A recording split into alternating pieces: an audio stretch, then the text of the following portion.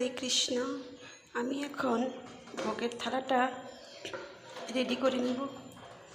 আপনারা দেখুন কি কি দিয়ে ভোগের থালা রেডি করি।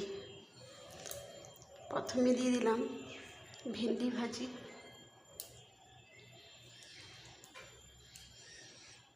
তারপর পটল চচ্চড়ি,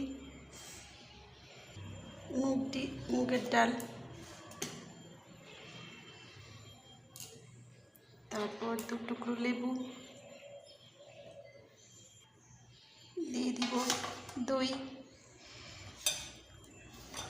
কেননা ভগবানকে এই মাসেই দই দেওয়া যাবে, পরের মাসে ভগবানকে দই নিবেদন করা যাবে না।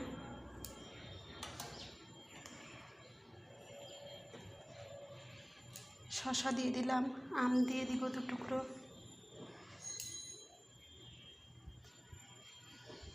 তারপরে কলা, তারপরে এখানে নাশপাতি,